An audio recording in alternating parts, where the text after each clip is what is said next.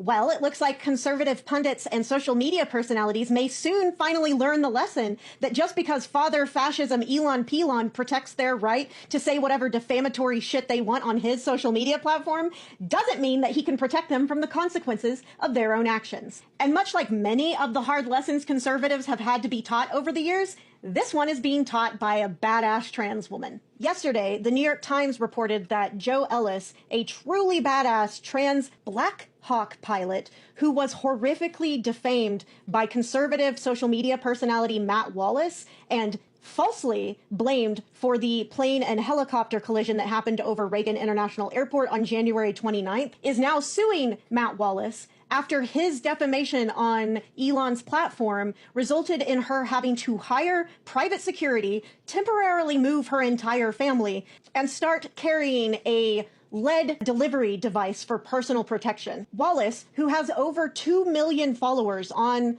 Elon's social media platform, not only accused Joe Ellis of being the pilot, who, by the way, also lost their life, he also claimed that the crash might have been another trans terror attack. Wallace has since attempted to distance himself from the defamation that he carried out by blaming another user on X, a user which, by the way, just conveniently happens to have disabled their account before anyone knew who was running the account. Could it be run by Wallace himself? Who knows? But he's trying to distance himself and claim, oh, no, I'm not the one that started a rumor that blamed a completely innocent trans woman. That was somebody else. I just magnified that rumor to 2.3 million people without any actual evidence to back any of it up. And honestly, I hope that this lawsuit is just the start of a trend of more people suing to hold these high-profile conservative social media personalities accountable for the fact that they very, very regularly defame people,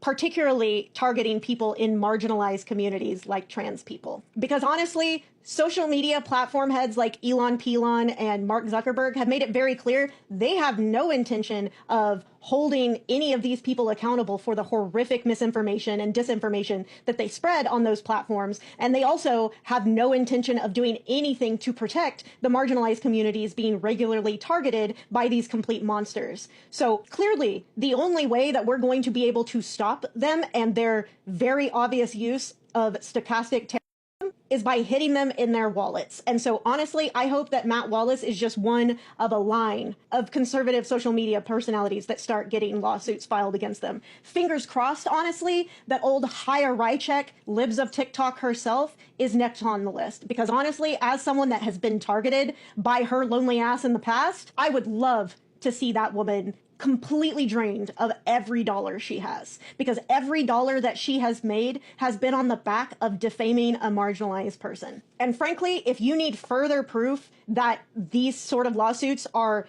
definitely needed, look no further than Matt Wallace's account right now. Dude clearly isn't learning his lesson, because less than 24 hours after he was served with a lawsuit for defaming a woman around a helicopter crash, he's already posting conspiracy theories about yet another helicopter crash.